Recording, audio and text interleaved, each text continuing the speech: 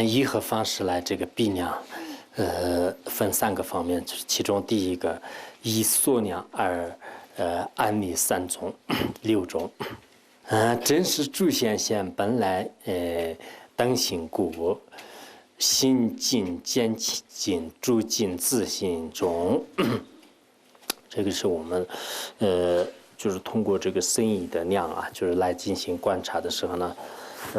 其实一切诸法呢，就是在本体当中是本来就是清净的，本来的是等性的。本来清净和等性呢，就是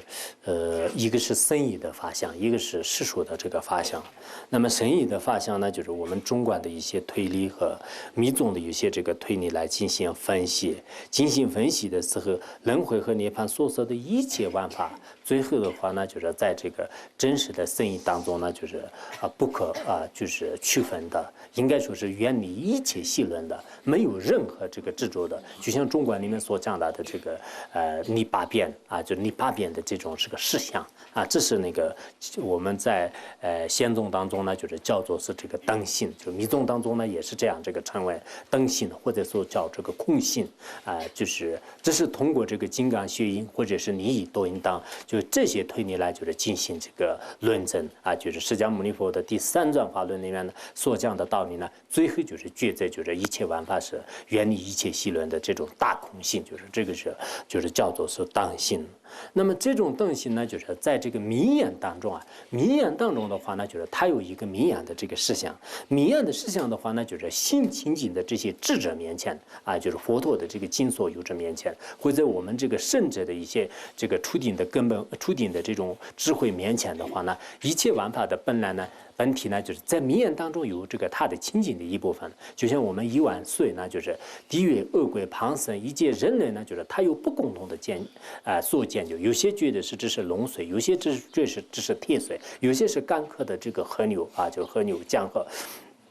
那有些呢，就是像那个业障清净者呢，是这个天人的甘露啊，或者是一切这个法性啊等等，就是这样的。这就是这个清净的这一点呢，在名言当中也是决定是存在的。我们现在看见的一些不清净的这些烦躁物呢，其实在这个事项当中呢，就是全部是清净的。以前那个释迦牟尼佛的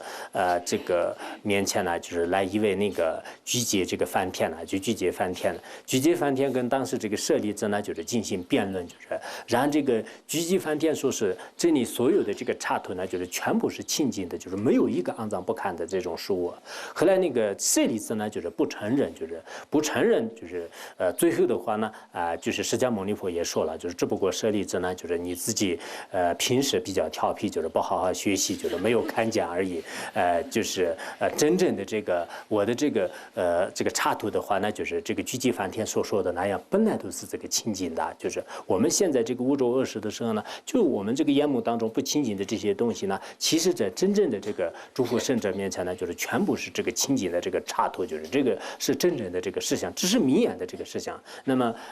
大梵网里面也讲了，就是为什么是它是清净呢？因为诸佛菩萨见到这个清净的缘故，就是应该可以这样说的。那么诸佛菩萨的这种量呢，是不正确的，我们的量呢就是正确的。那这样就是谁也就是不可能有我们有垢的这种事来就是危害这个无垢的这个圣者的智慧，就是这是不可能就是具有的。所以呢，我们通过这样的这个论证来进行说明的话呢，这些法在深意当中呢，就是全部是这个空性的，远离一切性人。在名言当中呢，暂时是这个我们就是看见的是不清净的，但是呢，就是具有这个神者的这种智慧的人面前呢，就是清净的。就像是有言语者面前呢，就是这个海螺呢，不管怎么样也是黄色的，但是呢，就是远离一切言语者面前的话呢，就是这个海螺的真相是清净的。这就是名言当中就海螺的真相是白色的，就是这就是名言当中的一种这个事项。这一边呢，以后我们这个明年就是将相关专论讲完了以后呢，就是讲大梵网或者是讲一些密宗的道理的时候呢，这方面的时候，我想是我也会讲一点，只不过修得很差。大家呢，就是应该就是会这个了解一些这个新的知识。跟我们这个中观和移民里面根本就是没有提出来的这些道理呢，就是在这些里面有这个巧觉和理论性的方式来就是会讲的。然后下面一个颂词，有时一元圣，无时一假离，是故有时无时自知本性空。那么我们实践当中的话，那就是实践的任何一个这个珠子瓶子当外面的事物也好，心和心所里面的这些这个事物啊，就全部呢就是依靠不同的这些因缘而这个产生的啊，就是因缘而产生的。然后实践当中的一些这个虚空啊、无为法，还有就是什么虚空等无为法、使女的儿子啊等等，就是这些无实法的话呢，全部是众生的分别念来就是进行加理的啊，就是有实法是全部是用这个各种不同的这个因缘而这个产生的。既然是因缘而产生的话，就像中论里面说的话，那这个决定是这个空的。那么假理而产生呢？假理当然本来也不存在，就是它有实有的啊，就是使女的儿子呢，就是本来它的实质不存在的，只不过是我们这个分别念和语言来就是进行假理的。因此呢，我们实践当中的所有的这个有实法和无实法，就是真正用智慧来观察的时候呢，它的本体的是不会这个存在的。只不过我们实践当中是非常多的可怜的这些众生呢，从来没有学过移民，学过这个中观，就无上这个密法的这些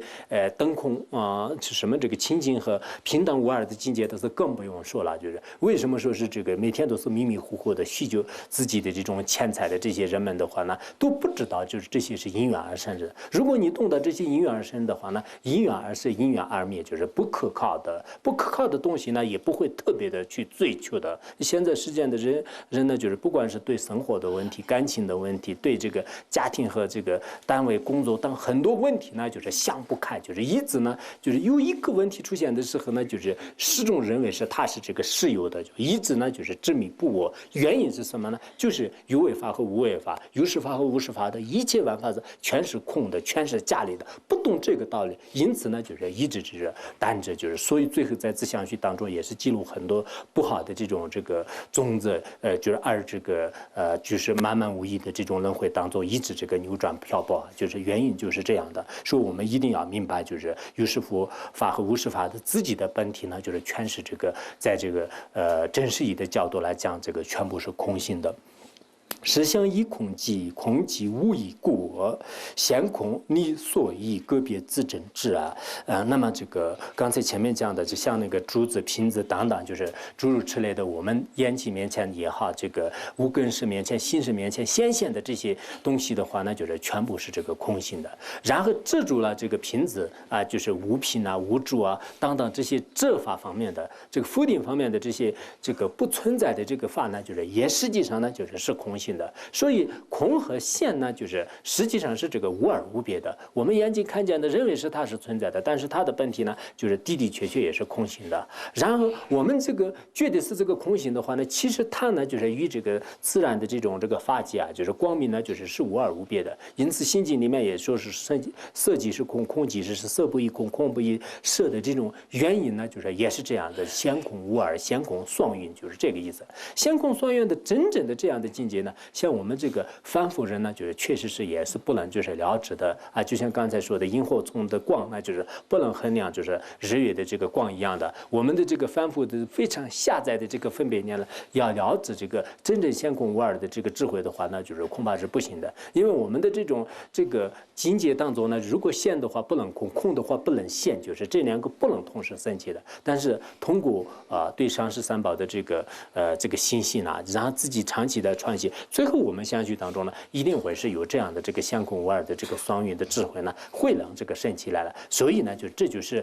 是诸圣者们的个别自证的这个心境啊，就是个别自证的心境。因此呢，就像般若经里面所讲的那样，就是不可思议，就不可思议的这些境界的话呢，一定会是我们的这个相续当中能升起来。那么将来呢，就是大家也是不断的这个努力的话呢，就是相信在相续当中呢，会能够升起来一些这个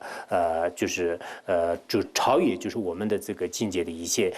这种这个智慧啊、悲心啊，就是都会这个境界。那个时候呢，就是你也知道是啊，这个佛法的这种威力和价值是真的是不可思议的，就是跟这个凡夫人的这种境界呢，就是经常呢就在这个自己相续当中的话，那就始终都是在轮回当中非常苦恼的。但自己有了一些不同的这种，就像禅宗里面很多这个禅宗的这个修行人呐，就是他所带的这种境界。那么我们密宗当中呢，就是密宗的这个修行人呢，他所得的这些境界的话呢，人和人也是推翻不了的，自己也是知道在这个轮回当中已经这个超越这个声色，就是这种境界呢，我相信我们每一个人的相续当中也会就是可以升起来。以见你的方式而安你四中，所有诸见你归集真有事，所有诸者婆无者非者是。他这里呢，我们这个世间当中的一切所指的这个观点，要见你的话，那就是可以包括在真诚这个有和真诚是两种当中。然后我们世间当中的所有的观点呢，然后那个就是质朴的时候，要质朴的时候，质朴的这种观点呢，就是可以就摄于这个无者和非者当中啊，就无者和非者当中。那么第一个比如说我们要这个建立任何一个事的话，那就是要么是这个事，要么是这个存在，就是除了这两者以外是没有的。就像是这个山上呢，就是有火，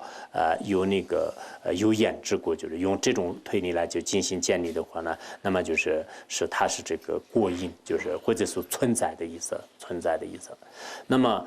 就是或者呢，就是说是这个诸子是无常的这个所作之果啊，就诸子无常的所作，诸子的本体呢就是建立为是个事，所以我们详细分析的时候呢，实践当中凡是肯定的东西的话呢，那么就是要么是这个肯定是它什么什么，要么肯定呢就是存在，就是除了这两个种以外呢，其他的这个肯定方式是没有的意思。然后这个否定就是所有的这些否定的话呢，就是那么就是或者是这个不是，或者说没有，就是除了这两者以外呢，就是是没有的在我前面呢，就是没有这个瓶子，因为这个鲜酿没有这个所见之果啊，或者说是牦牛的这个黄牛的这个发香呢，就是不是这个瓶子，就是因为呢就是不具足它的发香的话呢，其实呢就是任何一种这个鲜酿或者必量，就是这要是否定的话呢，就是那么就或者说这个无方面，或者说是这个非方面啊，就是无和非，无和非呢，就是从否定的这个意义呢，已经这个包括的，就是所以就凡是否定就是称为无的呢，就是我们称之为是无者。然后这个凡是否定为这个不是的东西呢，就是我们这个称为就是在佛教上的专用的名词叫做非者就是所以这是我们这个学习一些这个基础的文法当中的话，那就是肯定和否定也是这样学的。其实一些现在时间的一些汉语基础里面呢，就是肯定否定的有些词语呢，就是并没有我们在英语里面所讲的那样这个精确，就是希望你们也是可以这个详细观察。那么下面以这个圆曲的方式来安理呢，也有两种：以两破理，如以具确定义。他前以合理，能所破于理，破则即运用三项自序引，以与他程序，以引成与破。就是他这里呢，就是我们这个前面的这应该就是大家这个依靠这个限量来就是确定就是无我的这种正确的这种折破也好，折破的话那就是非理的，然后这个建立就是合理的话，那就是只是这个肯定的，也就是说是这个建立的。无论是建立也好，折破也好，就是我们前面呢就是通过这个限量和比量呢，就是已经这个正确的了解了。正确的了解的话呢，那么在别人面前就是将自己这个合理的这种观点呢进行建立，或者说是这个折破就进行建立的话呢，就是这是合理的观点。然后在别人面前呢，就是进行折破的话呢，就这是这个非理的这个观点。这两种情况的话呢，我们必须要就是前面这个量理宝藏论里面所讲的一样的，就是自理比量和这个他理比量，也就是说，就是对自己和他人的这个相续当中建立一一个合情合理的这种观点的话呢，就是这就是这个秩序因啊，就是秩序因来进行建立的。然后这种观点呢，被别人如果不承认的话呢，那么我们用这个因乘因来就是进行就是推翻对方的这个观点就这是这个因乘因。因此呢，就是在别人面前就是以合理的这种能说呢，也有破和这个逆两种。那么破的话呢，就是我们运用三项齐全的这个自相就是相续什么那个秩序因。秩序因呢，刚才前面也讲了，就正好在这里面呢，也已经就是讲了，就是用那个秩序因呢，就是进行建立。然后这回别人的这个观点的话呢，我们最好是用这个他理逼量，就是他理逼量的话呢，就是先前除就是对方的这个谢见，然后呢就是建立就是用这个自信因或者是用其他的这个方式呢，就是对别人的这个相续当中呢，就是成立就是这个观点，就是这是就是相续因来就是进行建立的。